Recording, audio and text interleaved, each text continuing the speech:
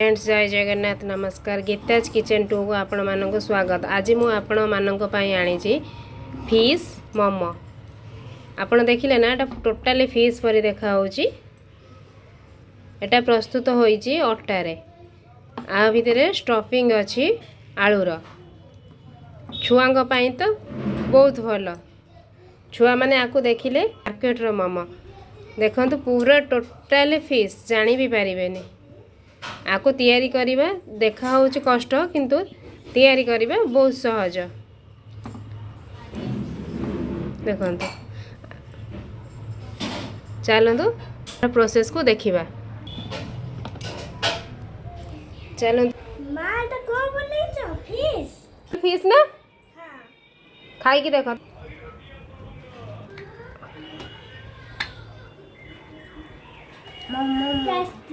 पूरा लागुच ना माछ परी देखा जमती कष्ट लगुच किंतु बनैया बहुत सहज। आपण देखिए आपण मैंने भी आपण पिला बनाई पारे अति सहज उपाय। हेलो फ्रेंड्स जय जगन्नाथ नमस्कार गीताज किचन को आपण मानक स्वागत। चलन देखिए तार प्रोसेस। आसतु देखिए तार प्रोसेस। सर्वप्रथमे गोटे बाउल नहीं से अटा 2 कप नहीं स्वाद अनुजाई लुण नबा।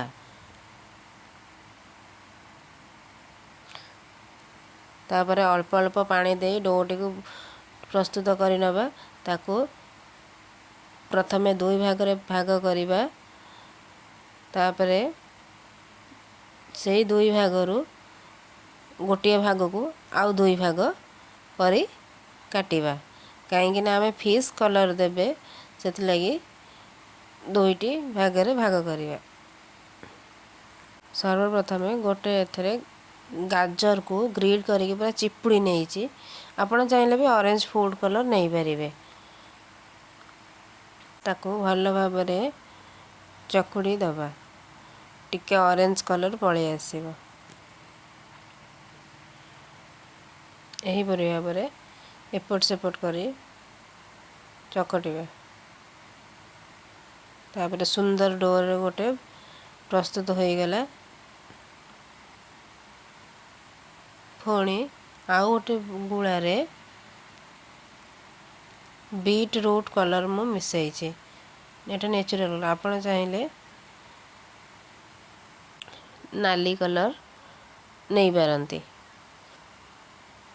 मु होममेड कलर नहीं आउ जो अटाटी अधा अटाटी बंची ताको एहीपरी भाव ताको लंबा करिबा। तापर यही जो ऑरेंज कलर गुड़ा को ताको ठीक पूरी परी छोट छोट गुड़ा प्रस्तुत करी ताको चारियाडे लगाइबा। यही परी भाव लगेला पर एपट लगे सारे पुणी आर पटे भी सही परी लगाइबा। धीरे धीरे दे छोट गुड़ा आप जेकोसी कलर जो भी लगे पारती।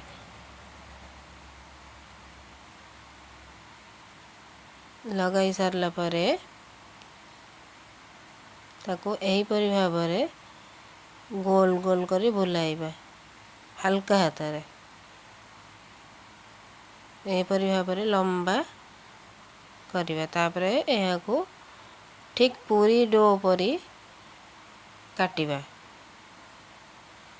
देखंतु आमे धीरे धीरे काटुछु। तापरे हाथ रे बुलाई बुलाई प्लेन करिबा। धीरे धीरे सब को यही परी भाव गोल गोल करी रखिबा। तापर देखिबा नेक्स्ट प्रोसेस एटा स्टफिंग। मु आगरू आलू सिजाई नहीं थिली आ ग्रीन मटर को भी सिजाई नहीं थिली। ए आलू रे हाफ चम्मच अदा रसुण पेस्ट आ पियाज भी पकईचे आ स्वाद अनुसार लुण आ सिझी ग्रीन मटर को दे धीरे धीरे चकटिबा। जेतटी गुड़ा हो से हिसाब से मु ता भीतर दबा पाई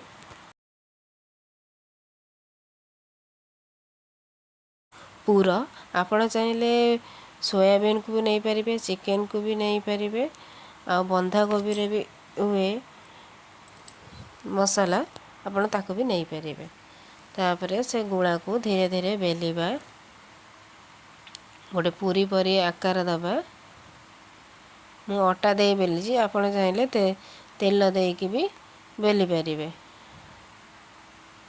अटा नदेले टिके लागिଯିବ ବୋଲି अटा ଦେଇଛି। तापरे से डोट को भितर आलू पूरा को रखिदबा। आलू छुआंकर फेवरेट थाए और टिके हेल्दी बनैबा पई सेतरे ग्रीन मटर देछि। एही परि भाबरे तार सब कड़ को धीरे धीरे चापी दबा। एटा चापिली नांज पट। तापरे एटा हला मुह पट तैयारी करिबा माछर। छुआ माने माछ को देखले खुशी हो जाती। तो फिश मोमो खाइले केते खुशी न हेबे, देखिक तो बहुत खुशी हो जिवे। यही परि भाबरे धीरे धीरे चापिबा। तार लांज बनैबा पई गोटे छुरी नहीं धीरे धीरे गोटे छोट छोट दाग दबा। यही परि भाबरे धीरे धीरे गोटे दाग दबा। सेथिरे दाग दे सारिबा परे तार लांजटा को अधा अधा करी काटी दबा। धीरे धीरे दुई एमती मेला करी दबा धीरे धीरे। तापरे तार मुहर टिके गात देखावा पई पाटी गोटे काठी पुराई छोट कोणा आकृतिर करी दबा। आ तार काती तैयारी करे पई गोटे गोटे कैप नहीं सही धीरे धीरे आकृति धीरे धीरे पेलिबा। मोर फाटीगला तो टिके हल्का जोरे मु प्रेस कर देथिली बोलिकी धीरे धीरे धीरे धीरे एहीपरि भाबरे तार काती को तैयारी करिबा। तापरे तार आखि पाई मु नेइची दुईटी गोलमरीच।